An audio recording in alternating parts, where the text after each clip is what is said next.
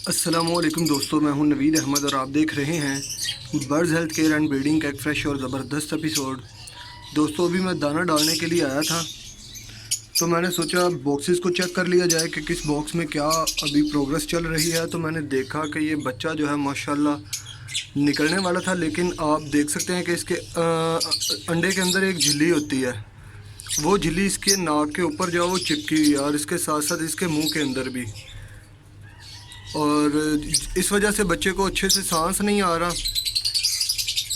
और अभी इसकी मैं झिल्ली को उतारूंगा, बाद में आप दोस्तों के साथ शेयर करूंगा, क्योंकि अगर मैं वीडियो फिर ऐसे नहीं बन सकती, क्योंकि मैं अकेला ही वीडियो बनाने वाला हूं, तो बहुत ही ज़्यादा मुश्किल होती है ऐसे।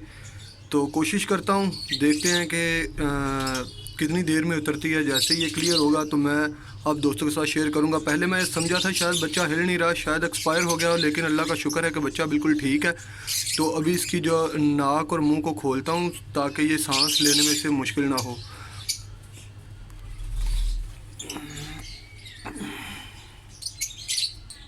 देखें दोस्तों, ये अंडे की जो अंदर झिल्ली होती है वो इसके जिस्म के साथ और नाक और आंखों के साथ चिपकी हुई है।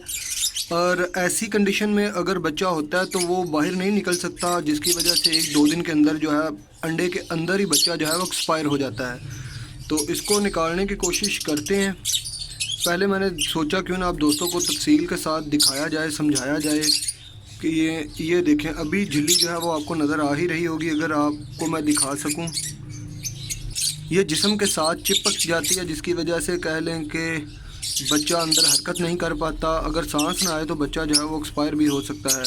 नाक इसकी खोल दी है थोड़ी सी, और अभी मुंह की तरफ से थोड़ा सा इसे खोलूँगा और आपके साथ शेयर करता हूँ। तो ये देखें दोस्तों, काफ़ी हद तक जो है वो बच्चे को साफ़ कर दिया। अभी इसके पेरेंट्स के नीचे से दोबारा रखूँगा और देखते हैं कि क्या बनता है इसका।